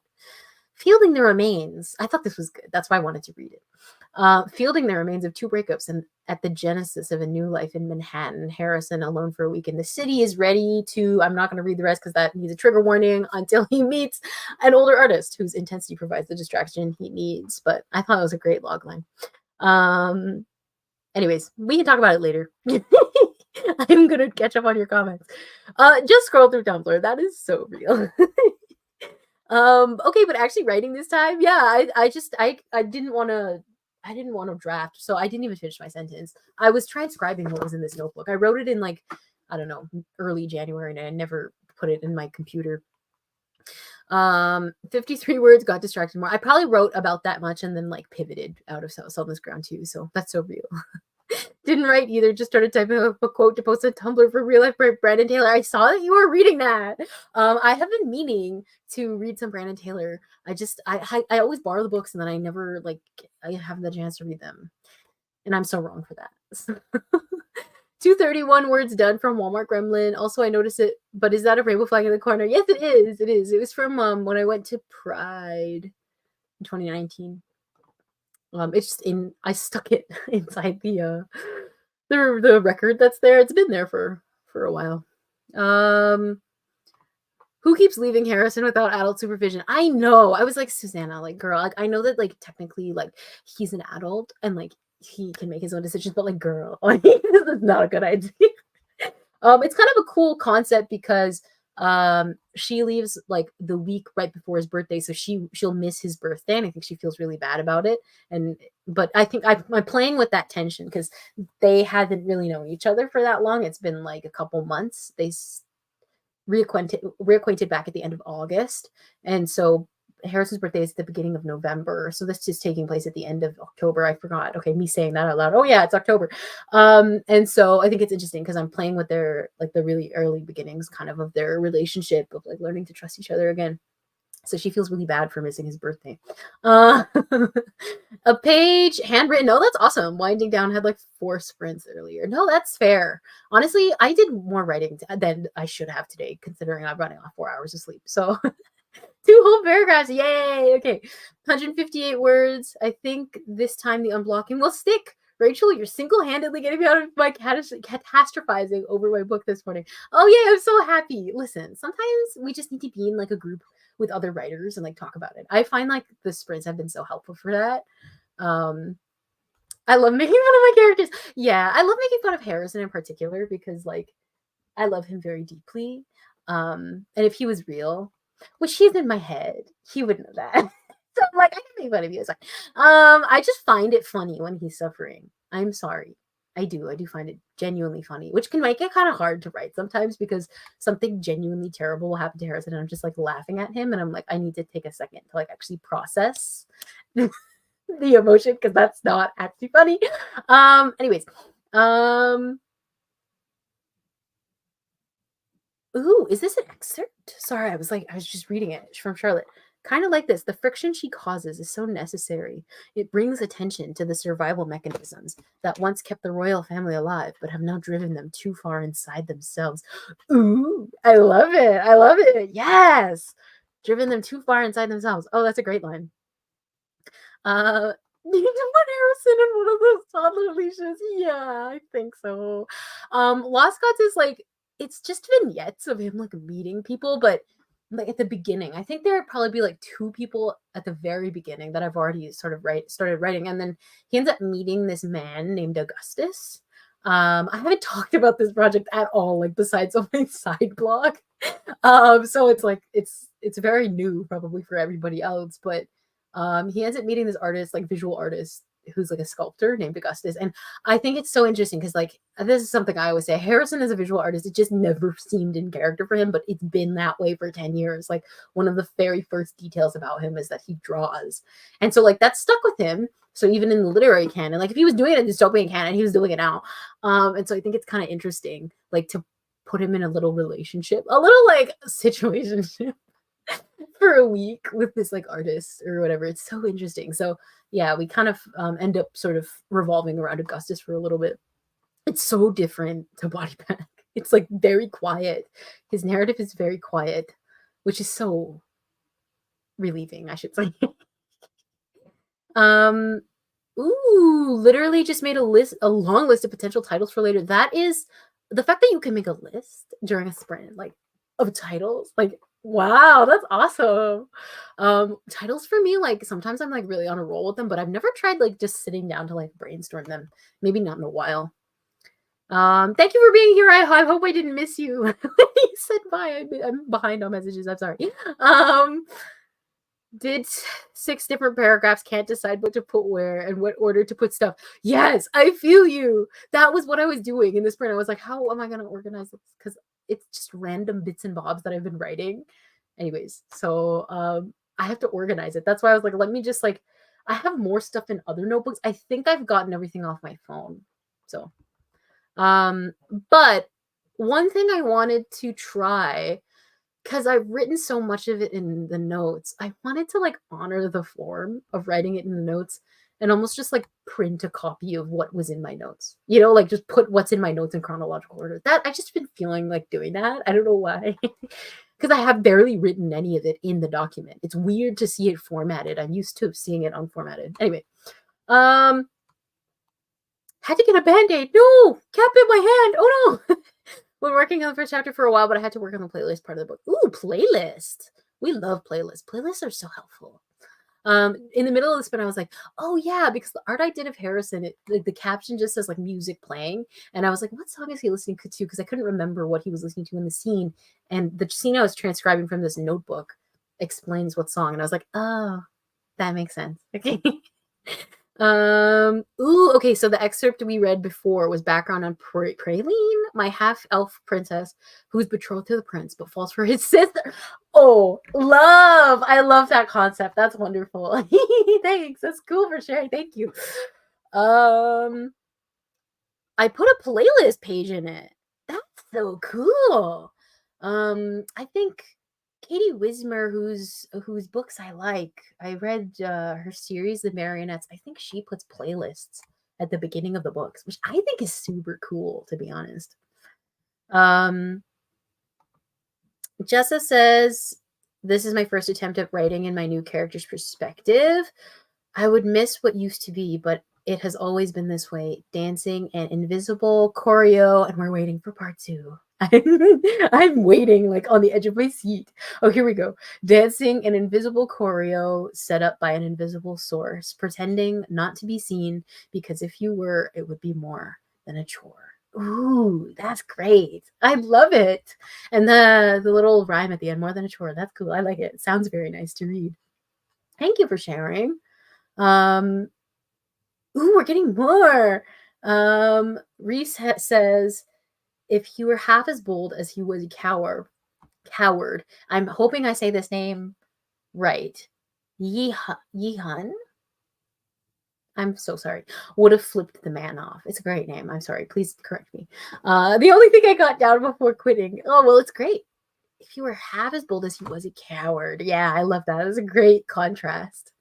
That's beautiful. Ooh, we're getting more. Okay. I love getting excerpts. This is so fun. I'm like, I love reading other people's writing. Good to see you both make it. A voice booms from overhead, our heads whipping up.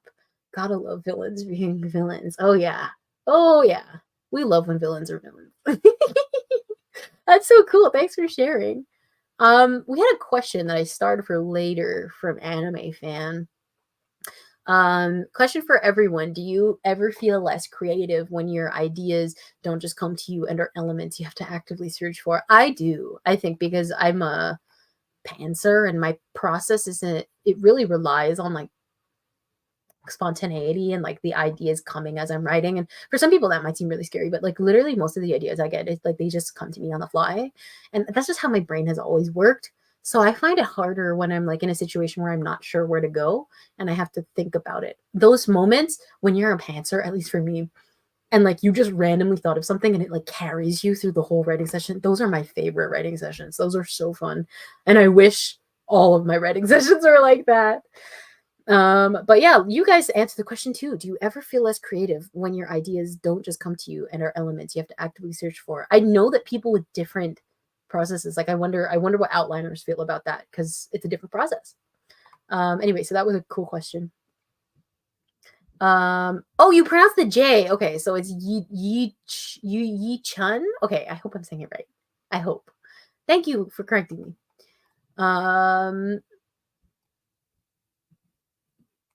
Lady D says, I'm picking up an old piece of work I started ages ago, a mystery / folk horror book, and I'm struggling to find the perfect voice. Oh, I understand. Sometimes it's just like the trial and error of getting comfortable in the voice. But I love that, like, I've seen a lot of people in this stream kind of going back to older work, and I think that's really fun. Pia ended up looking through old documents. And that's so awesome. I got this and I completely forgot about. Ooh, okay. They didn't get to say that because Adam stuck his head through the gap of the window and with hands strapped with the mask, held her cheek and then kissed her. I'm sure it's not as bad as it looks. Okay, you know the content. You know, Pia. Like that is so good. That is exactly my favorite thing to read. Um Okay, we have some responses to the question. I can understand feeling less creative, but sometimes looking for those connections and inspirations can really bring depth to a work. I love searching for answers now and taking the results of what I find and altering them creatively.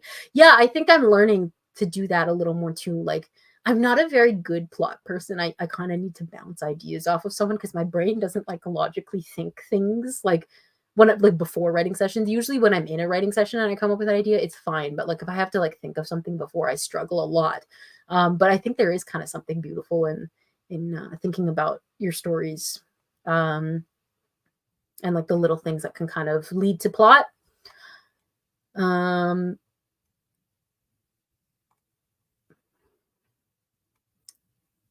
Why is it so hard to come up with a plot coming from an outliner? Yeah, I find this particularly difficult. That's why I really need the momentum of actually writing to come up with things. That's just how my brain has always worked. Like even like with solving math problems, you remember like they had like a make a plan section. It was like a 4-step plan. It was like understand the problem, make a plan, carry out the plan, and then reflection or whatever. That's how I like grew up in elementary school doing math problems. I would always skip make a plan, like leave like 10 lines in my notebook, do just carry out a plan and then write make a plan again. Like planning things and learning how to plan and like execute a plan is helpful, but sometimes like your brain just doesn't work that way. So it's also fine if your brain is kind of like mine.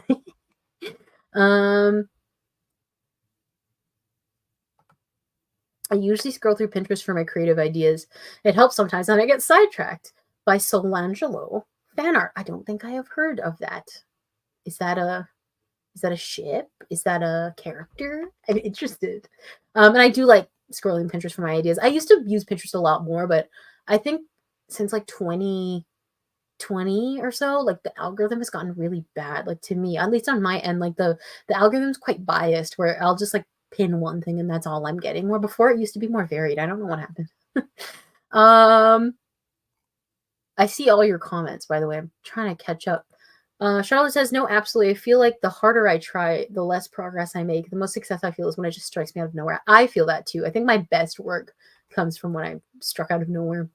Not to say I can't get myself into working, but forcing it. Yeah, I feel that too. I think we're this exact same way. Anime Fun says, like, seriously, I love it when it just comes naturally instead of sitting and picking it at an idea apart for hours until I get a gem of an element. Yeah, I don't work that way either. I know that some people really do, but I don't either. So it's just different processes. Ooh, an excerpt. She wasn't lying to him. He felt the fool for believing a total stranger. He turned to face Adishisha. I hope I say the name right. Ooh, that's cool. He felt the fool for believing. Oh, I love that phrase. It's great. um, Jade says, I love both kinds of creativity. Trying hard to find creativity and succeeding is just as satisfying as when you're accidentally successful. Yeah, I think so. I think there's different things to look at. I don't know if I've yet found my process for like feeling as fulfilling when I like seek out a creative endeavor. Um Usually though, I should revise. I don't like doing it alone. I like doing that with my sister, who I don't know if she's still here, but I love going on like walks with her and like just talking to her and like coming up. That's one of my favorite things. That's how like we figured out like that Lonan and Reaver siblings because we used to like when she would dye my hair when I had blue hair, we used to like talk for like 2 hours or whatever because we were just sitting there and doing she was dyeing my hair. And so that was so fun. I love doing that with someone else, not by myself. Um, it's a ship. Okay, thanks for clarifying about the was it Solangelo? What are they? Are they from like a particular story? I don't know. I have not heard of that. Pia says, right now all I'm capable of is fan fiction and listening to my book playlist, vividly daydreaming. That is so fair though. Like, I know a lot of my writer friends, when I was at like school and we were in like a writing club, also like when they were in school in particular, mostly just wrote fan fiction. Like, and then would write the original work like on breaks. So I think there might be something to that. Ooh, I think we have another excerpt here.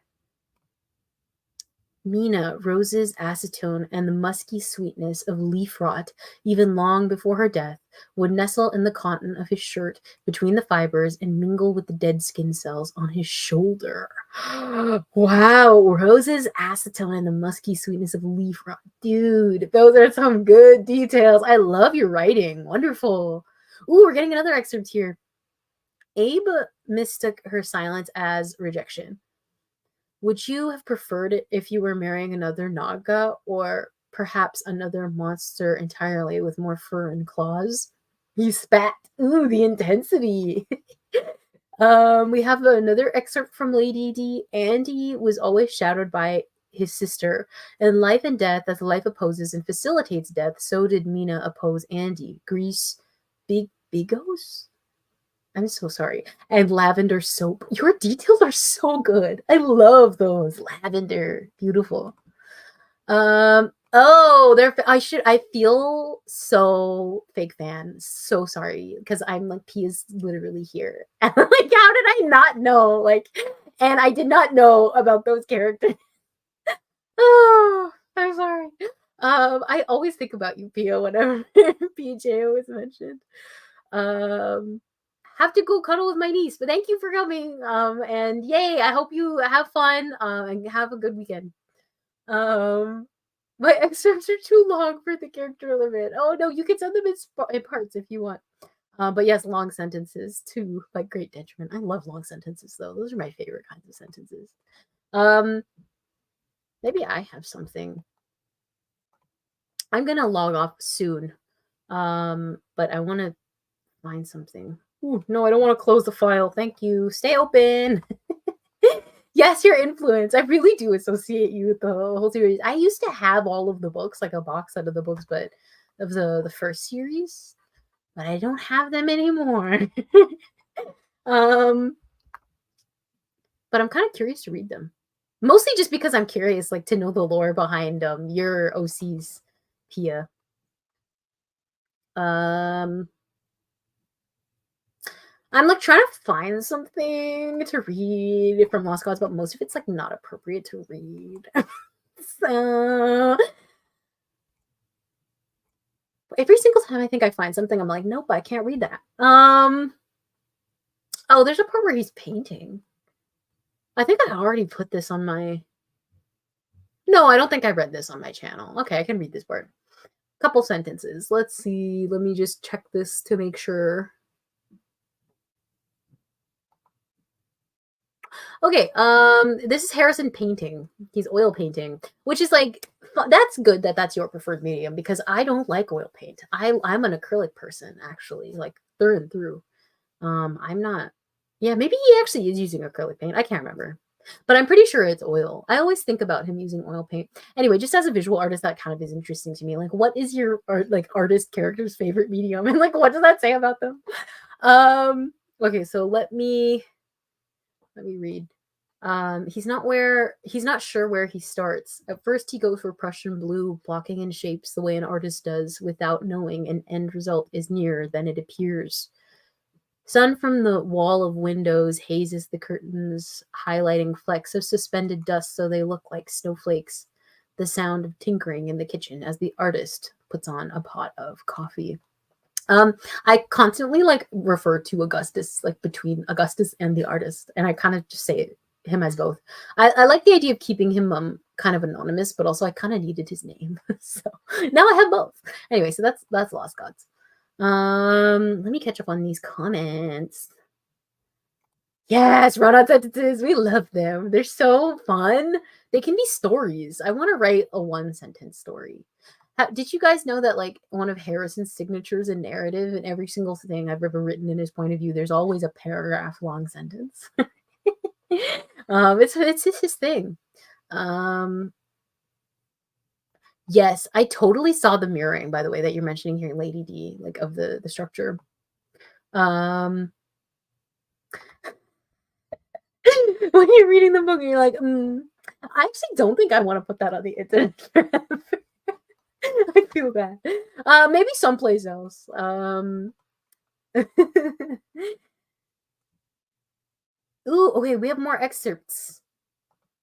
I never considered myself much because I was scared of what that would mean, what I could become if I did consider myself. Would I change? Would I lose who I am in the process? Or even worse, would I just stay trapped in my own mediocrity, but now fully aware of how much it hurts? Just one of my favorite excerpts from one of my other works. Beautiful. I can see why it's one of your favorites. That is gorgeous. Wonderful. I love that.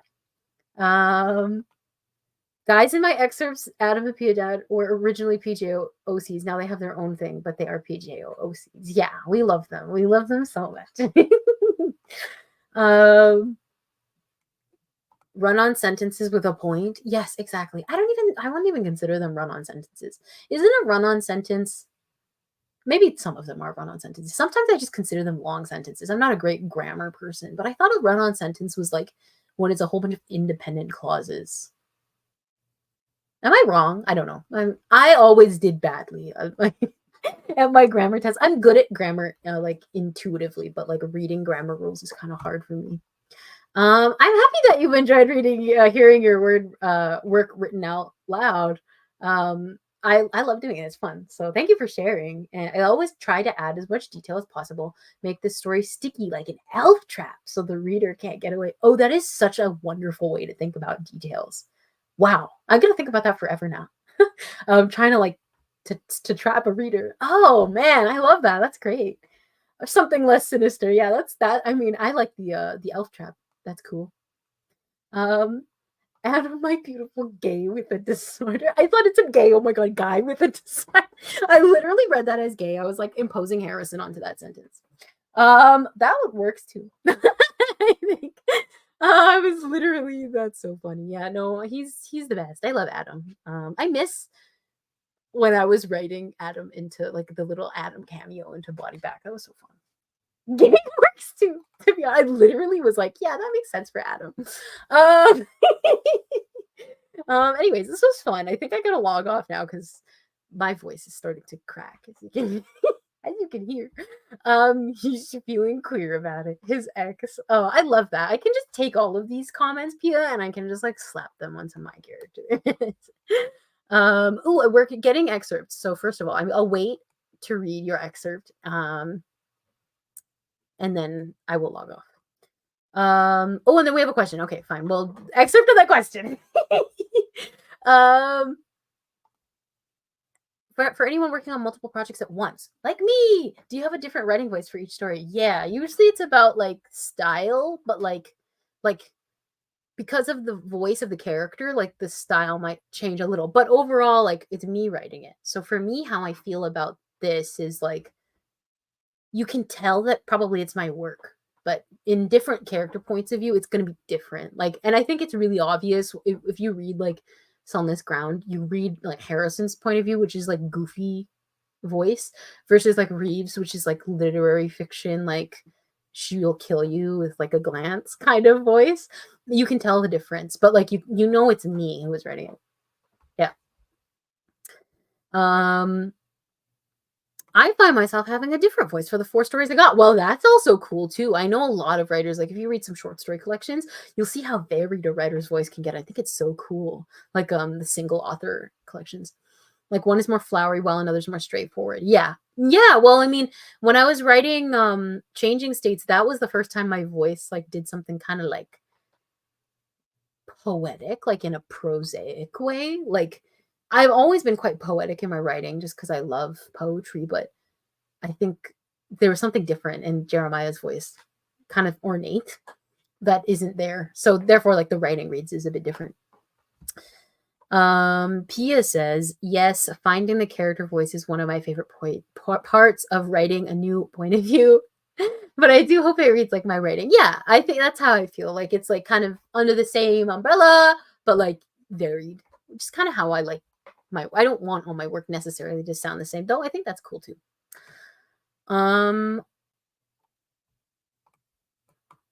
Let me start reading these excerpts that we're getting. Okay, here's one. He's ridiculous, she thought. He looks so funny sleeping under that beach blanket. Ooh, beach blanket. He insisted that she and Aubrey get the warmer stuff. Aubrey took the blanket and Chelsea the familiar hoodie. Ooh, okay, it's so... The details are so good so far. She had done the same when she had nothing else. It made her laugh, but it worried her too. Is it warm enough? Would he catch a chill? Half of her wanted to sleep. The other half wanted to get up. Ooh, it's even getting better. I'm like on edge. I'm so excited to read the other part. And okay, wanted to get up and drape his hoodie over his shoulders, tuck in the towel better. She was falling asleep. Now she's fully awake and fretting again. Oh, fretting. I need to use that word. Thank you. You reminded me. I was like, what was the word I was trying to think of when I was writing my previous scene? I need to go and add that. Thank you. That's actually a great line. Now she's fully awake and fretting again. Reeve relates in the scene I'm writing right now. Lady D says often characters do sound different. They use different words, make different comparisons, use slightly different syntax and vocabulary, but the style is the same / mine and recognizable. Yeah, that's exactly like nailed it. I always think about this thing like that I sort of coined. I know many people, many like sort of writing teachers have different ways of talking about it, but I've kind of coined that like a language environment, and typically the language environment and beyond language, it also extends to not just like word choice, because language might just suggest like diction, but yeah, like syntax too. Really shifts, I think, between characters. I mean, the difference between writing, like if you compare the novellas between like Body Back, which is like kind of cringe voice, like sorry Harrison, but like cringe and glittery, versus Hallowed Bodies, which is like traumatized ex-Catholic and like sad, and then Changing States, which is like sun and like lover core. you can feel like the difference between the characters, but the style is relatively the same. How do you recommend finding character voice? I feel like all my characters sound the same. I think it just depends on getting to know the character. And sometimes you don't know, like, that notice, like, that a character has a voice. Like, when I was writing Mothwork, I didn't think that Harrison had a voice, but reading it back now, like, he has a very distinct voice. So I try not to worry about it, to be honest, because I think if you know your character, they're gonna have a voice. That's how I feel about it, at least. Um, Adam, for example, is so, I want to say, pessimistic. He's so bitter about everything, and comparing him to Ezra from another book is night and day. Ezra is so tender in the way she talks. Yeah. I think it's so interesting. Like if you know the character, the voice will impact the narrative, I think. Scholarly Coffee says, I keep a list of any random words that I read or hear somewhere that stand out to me. Yeah, I have a list like that on my computer too. It's called Words for When You're Bored. And I look at it when I need inspo. Yeah, adding fretting right now. Yeah, exactly. I gotta add that one too, because it's nice to just have a place where, like, if you're not quite sure what, like, to write, I will just go into that document. Actually, this reminded me, I haven't used it in a while. I typically like use it in every single writing session. Sometimes I'll just go and find like my favorite word from it and then write a sentence with that word. Also, what characters notice in a space is different from character to character. Exactly. Okay, we're all on the same page. Cool. So I think I'm gonna log off because it is dinner time for me. But thank you so much for coming. And I know it's been a while, but I'm gonna schedule one of these probably for next week. Um, but yeah, I hope that everybody's been doing well, and hopefully I sleep more than 4 hours the next time I stream. So I'll be a little more energetic. But thanks for coming and for talking and for sharing all your excerpts and for celebrating Mothwork Day with me. And happy Leap Day. And happy March. It's gonna be fun. Okay. I will awkwardly sit here while the stream ends. And I'm happy that you made it to its stream. Thank you so much. This is always so cozy and nice. So thanks. I will see you guys in another one. That sounded like me doing an outro of a video. Bye. I'm gonna sit here now while it ends.